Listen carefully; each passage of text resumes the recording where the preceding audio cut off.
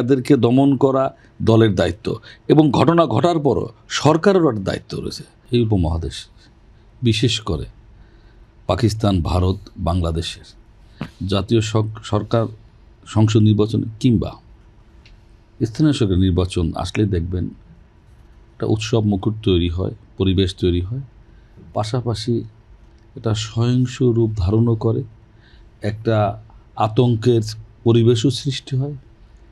সেই তুলনায় বিগত 14, 24, 18 আমিয়ার দামি নির্বাচন হয়েছে। এখানে হানাহানি, নিজেরা নিজের নির্বাচন নাই বললে চলে। পক্ষান্তরে আওয়ামী লীগ আমলে স্থানীয় সরকার নির্বাচনে 100-র উপরে মানুষ নিহত হয়েছে। সেই তুলনায় এখনও পরিবেশ আমি মনে করি সন্তোষজনক। তুলনামূলকভাবে সহিংস ঘটনা দুই একটি বিচ্ছিন্নভাবে ঘটলেও আইন শৃঙ্খলা বাহিনী তৎপর রয়েছে, এবং যাতে পরবর্তীতে না ঘটে সেখানেও তাদের তীক্ষ্ণ দৃষ্টি রয়েছে।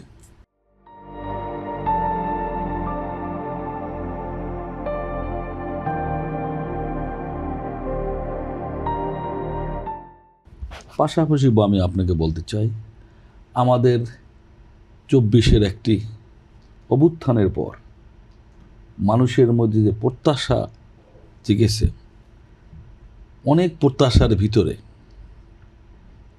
একটি সুষ্ঠু নির্বাচন প্রধান এবং প্রথম মানুষের মধ্যে সেই প্রত্যাশার একটি জায়গা। অন্তর্বর্তী সরকারের প্রধান ডক্টর ইউনূস সাহেব বলেছেন শতাব্দীর শ্রেষ্ঠ নির্বাচন হবে। আমি দেখেন এই আন্দোলন সংগ্রামের, ভোটের অধিকার প্রতিষ্ঠার সংগ্রামে তারেক সাহেবের নেতৃত্বে আমি একজন সাধারণ কর্মী মাত্র। সেই থেকে আমি প্রত্যাশা করি অন্ততপক্ষে 91, 96, 2001 সালের মতো একটি নির্বাচন মানুষ প্রত্যাশা করে, আমি ব্যক্তিগতভাবে প্রত্যাশা করি। এবং আর মাত্র 10টা দিন বাকি, এরকমই 10-11 দিন। হ্যাঁ, আজকে 31 তারিখ যায়। এভাবেও যদি থাকে, আপনি এভাবে থাকলে তো আরো আমি বলি এভাবেও যদি থাকে, কিংবা এই যে আপনি আর একটা জিনিস, এই হানাহানি বা মানুষ হত্যা, এটা কাম্য ছিল না। এই কারণেই যারা এবার নির্বাচনে অংশগ্রহণ করছেন কিংবা প্রতিদ্বন্দ্বিতা করছেন, তারা সবাই আমরা ফ্যাসিস্ট বিরুদ্ধে আন্দোলনের সংগ্রামে আমরা একত্রে কাঁধে কাঁধ মিলে কাজ করেছি। শুধু তাই নেই, আপনি শুনলে অবাক হবেন, জেলখানায় সেই শক্তির অংশগ্রহণের নির্বাচনে তাহলে আমি বলি জেলখানায় ধরেন আপনি জামাত ইসলাম করেছেন, আমি বিএনপি করেছি, কিংবা আমি কোনো দল করিনি না। এটা উদাহরণ। এই জেলে গেলে আপনার বাড়িতে একটু ভালো খাবার আছে, আপনি সেটা আমাকে দিয়েছেন পাঠাইয়া, আমি দিয়েছি। এই আন্তরিকতায় ছিল, তারাই তো ইলেকশনে অংশগ্রহণ করতেছে। যারা এই ফ্যাসিস্ট বিরোধী সংগ্রামে ক্রিয়াশীল, তারাই সে প্রতিদ্বন্দ্বিতা করতেছে। এদের মধ্যে আমি মনে করি বিশেষ করে বড় দল বিএনপি, জামাত ইসলাম, এদের মধ্যে সহনশীল ভাব থাকতে হবে এবং মনে করতে হবে ভাই গণতান্ত্রিক পরিবেশে এক ভাই এক পার্টি, আর এক ভাই আর এক পার্টির থেকে দাঁড়ায়। হ্যাঁ, জনগণ যাকে বেছে নেয়, সেই মানসিক চিন্তার মধ্যে থাকলে এই হানাহানিটা কমে যাবে। আশা করা যায় আগামী 12 তারিখে নির্বাচন একটি সুন্দর সুষ্ঠুভাবে হবে। আবারও এই বড় দল হিসাবে শুধু সরকারই নয়, এই বড় দুই দলেরও একটা বড় দায়িত্ব রয়েছে। তারা সেই দায়িত্ব পালন করবেন। সবাই নেতাকর্মী, শুভাকাঙ্ক্ষী, আপনি দেখেন অনেক ঘটনা ঘটেছে, সেখানে দলের সমর্থক মাত্র ঘটনা ঘটিয়ে ফেলেছে।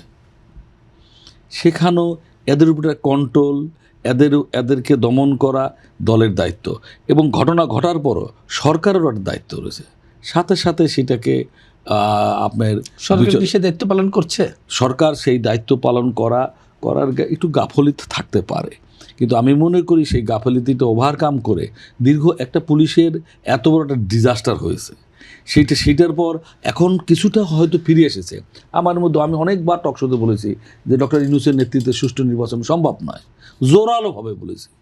বাংলাদেশের বড় বড় বিখ্যাত চ্যানেলগুলো বলেছে, কিন্তু এখন তো একটা জায়গায় আসছে, পুলিশের মধ্যে মনোবল ফিরে আসছে, আইন শৃঙ্খলা বাহিনীর মধ্যে মনোবল ফিরে আসছে, এবং এইভাবে চললে এই যে সামরিক বাহিনীরা যারা দায়িত্ব পালন করছেন মাঠে ম্যাজিস্ট্রেসি পাওয়ার নিয়ে অস্ত্র উদ্ধারে সন্তোষজনক নয়, যদিও সন্তোষজনক নয়, যে অস্ত্র লুট হয়েছে সেই রেশিও অনুযায়ী সন্তোষজনক নয় হলে আশা করা যায় মোটামুটি জনগণের প্রত্যাশার কাছাকাছি একটি নির্বাচন সম্পন্ন করতে পারবেন।